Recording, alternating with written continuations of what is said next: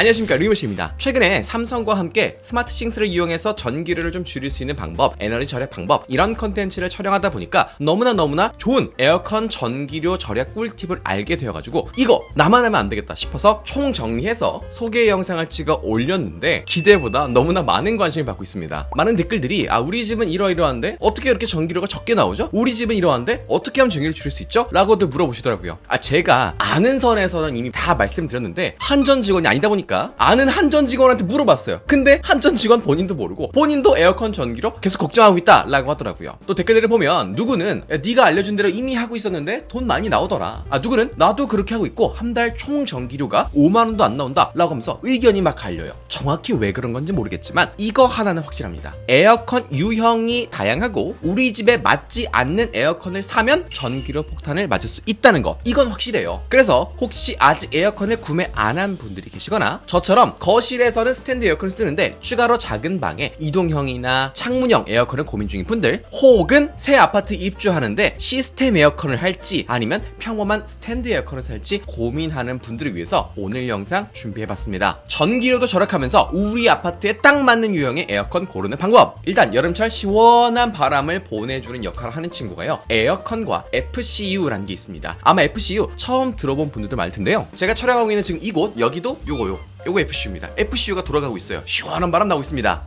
저거 시스템 에어컨 아니야? 라고 하시는 분도 있을 텐데요. 아닙니다. 외관상으로는 똑같아 보이지만요, 아예 작동하는 구조가 달라요. FCU는 오피스텔이나 호텔 등 상업 공간에서만 쓰는 찬물로 시원한 바람을 보내주는 형태입니다. 그래서 오늘 소개선 제외할게요. 오피스텔을 제외하고 일반적인 가정, 주거 환경에서는 쓰지 않는 형태예요. 일단 그럼 에어컨만 보면요, 에어컨은 첫 번째 천장형, 두 번째 스탠드형, 투인원도 포함되겠죠? 세 번째 벽걸이, 네 번째 이동형, 다섯 번째 창문형, 요 정도로 있습니다. 자, 가장 먼저 첫 번째 천장형입니다. 시스템 에어컨이라 부르죠. 제가 오늘 소개를 위해서 대표적으로 LG 제품들 위주로 해서 한번 구성해 봤는데요. 요즘 신축 아파트들에는요, 많이들 시스템 에어컨을 쓰고 있습니다. 일단 아파트에 딱 들어갈 때 옵션으로 시스템 에어컨 하실래요? 말래요? 이거는 이제 물을 수가 없어. 나중에 추가할 수가 없다 보니까 무조건 처음에 넣어야 돼 라는 그런 느낌으로 옵션이 붙는데요. 일단 혹시나 새 아파트 입주하시는 분들 계시다면 정말 축하드립니다. 진짜 완전 축하. 진짜 이 새 아파트 들어가느라고 얼마나 고생하셨습니까? 최고입니다. 일단 2010년 즈음부터요, 신축 아파트들의 시스템 에어컨이 옵션으로 선택할 수 있게, 물론 그전에는 있었지만 거의 이때는 보편적으로 다 넣는 추세였어요. 당시 한 80~90%가 시스템 에어컨 당연히 넣어야지 라고 해서 넣는데 대부분 후회를 합니다. 왜 그러냐? 일단 시스템 에어컨 설치비만 해도 700에서 1000만원, 엄청나게 비쌉니다. 그리고 그 당시에 설치했던 제품들은 대부분 인버터 형태가 아니었어요. 그러다 보니 전기료가 일반 에어컨보다 2~3배 이상 나왔습니다. 또 여기서 이렇게 말씀하신 분이 있을 수 있어요. 야, 인버터랑 정속형이랑 차이 크게 안 나 라고 하지만 차이가 납니다. 실제로 테스트했던 기사를 한번 가져와 봤는데요, 당시에 가장 효율 좋은 LG 시스템 에어컨, 이거 국평 84 타입이죠. 하루 4시간씩만 틀었는데 월 소비 전력이 무려 440kW. 자, 이렇게 말씀드리면 뭔 소리야 라고 하시겠죠. 그래서 지금 요즘 전기료로, 당시 전기료 아니고요, 지금 전기료로 따지면 한 8만원 정도 나옵니다. 잠깐만, 8만원? 괜찮은데? 라고 생각하셨죠? 하지만 이제 누진세 이런 거는 고려 안 한 겁니다. 그래서 4인 가족 월 평균 한 400에서 500kWh 정도 쓴다고 해요. 여기에다가 요 440을 추가해서 계산해보니 248,000원. 잠깐만, 나쁘지 않은데? 라고 생각하셨죠? 근데 말씀드렸잖아요, 전력 효율이 좋은 모델로 계산한 게 이거고요. 구형 모델, 이제 2010년도 당시 나왔던 정속형 모델들, 이걸로 계산해보니까 80만원. 어마무시하게 차이 나죠? 아마 천장형 쓰시는 분들은 많이 공감하실 거예요. 실제로 여름철에 맘카페 이런 데 가보면, 물론 저는 가입 못하고요, 와이프랑 같이 카페 구경하다 보면 여름철 전기료 80만원 나왔어요, 100만원 나왔어요, 이런 분들 수두룩하더라고요. 한마디로 전기료 폭탄 맞은 거죠. 물론 2010년도 이후에 천장형도 인버터 형태로 바뀌면서 전력 효율이 많이 개선되었지만 34평형 기준 소비 전력이 평균 2000에서 4000W 정도 됩니다. 개선이 되긴 했지만 어쨌든 여전히 커요. 여기에다가 실외기를 큰 거 하나 넣고 거실, 안방, 작은 방 3대를 동시에 돌리면 최대 냉방시 9000W까지도 갑니다. 한마디로 엄청나다는 거예요. 그럼 이거 누가 써야 되냐? 공간을 차지하지 않고 방마다 설치할 수 있는 장점이 있다 보니까 결국엔 4인 이상 가정집에 쓰는 걸 추천드립니다. 투인원 쓰면 결국에 작은 방을 쓰던 자녀, 여름철엔 거실로 나와서 자게 되고, 또 이 친구들 성인 되면은 나도 내 방에 에어컨 놔줘 하면서 결국 창문형 사서 달아줘야 하거든요. 방마다 다 틀어놓으면 전기세가 가장 많이 나오는 유형은 맞지만 그건 다 틀어놓을 경우고요. 거실과 안방 정도만 쓰면요, 투인원 에어컨과 큰 차이가 나지 않습니다. 그래서 설치를 하고 잠잘 때 빼고는 한 26도 정도를 유지하면서 거실에서 쓰다가 잠자기 전에만 각자 방에 틀어주는 식으로 하면 가장 전기료를 절약할 수 있다는 사실. 자, 그리고 두 번째입니다. 아마 가장 많은 분들이 쓰는 유형인 것 같아요. 바로 스탠드형입니다. 오브제 휘센으로 한번 알아봤는데요. 가장 대중적인 형태고요. 18평형 기준 평균 소비 전력이 2000, 최대 냉방 7000 정도 됩니다. 그러면 최대 냉방이 9000W인 천장형보다는 전력 소비를 좀 덜 하지만 아무래도 거실같이 큰 공간을 시원하게 해야 하다 보니까 소비 전력이 높은 편이긴 하죠. 우리 거실 그렇게 안 넓은데? 거실만 따지면 그렇지만 거실이 안방이나 뭐 작은 방 이런 것처럼 문이 닫혀있는 형태가 아니잖아요. 거실에서 부엌으로, 부엌에서 뭐 다용도실로 뭐 이런 식으로 퍼져 나가다 보니까 소비 전력이 좀 커요. 그리고 제가 지난번에 말씀드렸는데요. 정속형, 인버터형 이런 거 요즘 신경 안 써도 됩니다. 이미 에어컨을 가지고 계신 분들은 한번 확인해 볼 필요 있지만 요즘 나오는 건 다 인버터형이에요. 신경 안 써도 되고요. 전기료를 절약하려면, 폭탄 맞지 않으려면 어떻게 되냐? 결국에는 실외기가 돌아가는 시간을 줄이는 게 가장 좋은 방법입니다. 지난번 영상에서 말씀드린 거 짧게만 정리하면요. 처음에는 최대로 온도를 낮춰서 강력하게 틉니다. 어차피 에어컨은 희망 온도까지 도달한 그 시간, 여기에는 최대 전력을 쓰기 때문에 최대한 시원하게 빨리 집을 낮추는 게 중요하고요. 그리고 좀 어느 정도 시원해진 것 같다 라고 하면 한 26도 정도로 올려서 유지하면 됩니다. 그럼 인버터가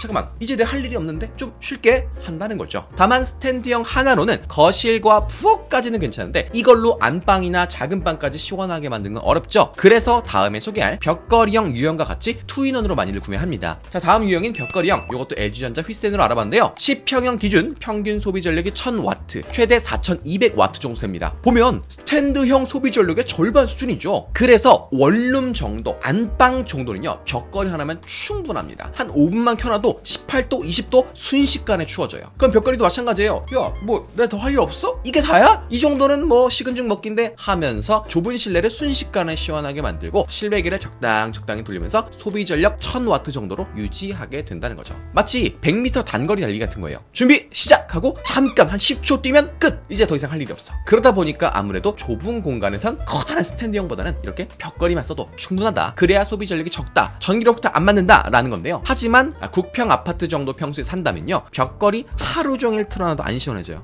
무슨 소리야? 아까 시원해진다며. 그러니까 작은 방에 설치하면 모르겠지만 이걸 반대로 해서 거실에다 두고 쓴다. 혹은 안방에 있는 걸 이제 선풍기 바람으로 해서 거실 전체를 시원하게 하겠다. 그럼 이제 큰일 나는 겁니다. 단거리 달리기인 줄 알았는데 사실 마라톤이었던 거죠. 벽걸이가 잠깐 달리고 이제 시원해졌으니까 실외기 끈다라고 했는데 피니시 라인이 안 보여. 계속 달려. 그러다 보니까 벽걸이는 뭐지? 희망 온도에 도달하지를 않네? 자꾸 냉기가 새어나가네? 그러다 보면 소비 전력 4200W 풀파워 최대로 달리자 라고 하면서 결국 벽걸이 에어컨도 전기를 어마무시하게 쓴다라는 겁니다. 그래서 처음 말했던 것처럼 상황에 맞는, 장소에 맞는 유형의 에어컨을 쓰는 게 가장 중요하다라고 말씀드렸던 거예요. 그 다음이 이제 실외기를 적게 쓰는 거고요. 소비 전력이 크더라도요, 거실 같은 넓은 공간에는 크기에 맞는 스탠드형을 두는 게 효율적이고요. 안방, 작은 방, 원룸 같이 작은 공간에는 벽걸이를 쓰는 게 좋습니다. 원룸은 뭐 비스포크니 오브제니 이런 거 크게 신경 안 쓰셔도 돼요. 그냥 가성비 좋은 모델 아무거나 사도 큰 문제 없습니다. 18평형 이상 가정집에는 당연히 스탠드와 벽걸이 세트로 이 투인원으로 묶인 거 사는 게 좋겠죠. 가끔입니다. 스탠드형과 벽걸이를 따로 구매하는 분들인데 이러면 진짜 손해예요. 제품 가격도 더 비싸고요. 설치 비용도 이중으로 들고, 만약 기존에 쓰고 있던 실외기의 용량이 작다, 공급해 줄 수 있는 전력이 좀 작다 라고 한다면 이 실외기도 더 큰 걸로 교체해 줘야 돼요. 그러니까 처음부터 투인원 세트 사는 걸 추천드려요. 자, 다음 네 번째와 다섯 번째 같이 소개할 겁니다. 바로 이동형과 창문형인데요. 이동형은 7평형 기준 소비 전력 1200W, 최대 2800W. 창문형은 5평형 기준으로 소비 전력 1000W, 최대 2100W. 둘 다 소비 전력이 가장 작죠. 한마디로 가장 경제적이란 거죠. 많은 분들이 고민하는 유형입니다. 소비 전력 비슷하고 설치하는 거 비슷하고 5평, 7평 둘 다 작은 공간에서 쓰는 용도 같은데 차이가 뭘까? 일단 공통점부터 말씀드립니다. 둘 다 시끄럽습니다. 여러분이 알고 있던 에어컨의 소리, 그런 것과는 차원이 달라요. 두 종류 모두 에어컨과 실외기가 한 몸에 붙어 있습니다. 웽웽웽웽 소리가 들리는데요.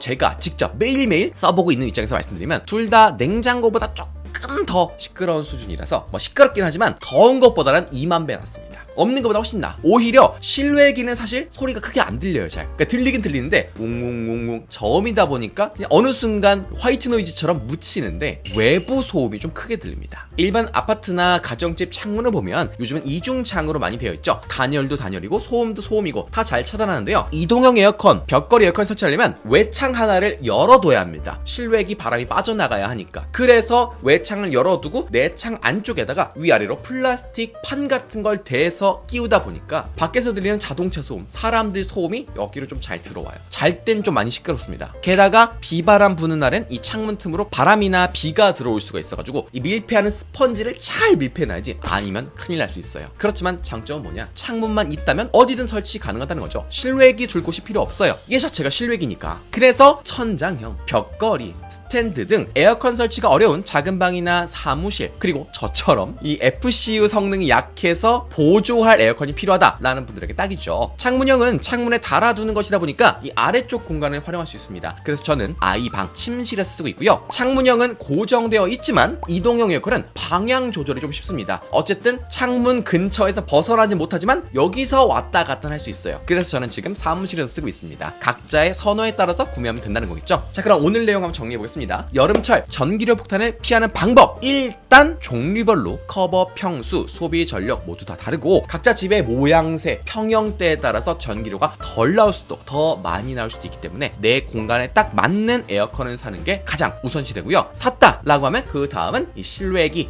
얘 돌아가는 시간을 최대한 줄일 수 있도록 하는 게 좋겠다. 요거는 제가 지난번에 올렸던 영상 한번 확인해 보시면 좋을 것 같고요. 상황별, 유형별 추천할 만한 제품을 제가 고정 댓글에 정리해뒀습니다. 그리고 필요한 분들은요, 여기 쇼핑 탭 한번 눌러서 확인해 보시면 좋을 것 같습니다. 그럼 오늘 뷰는 여기까지 하겠습니다. 안녕!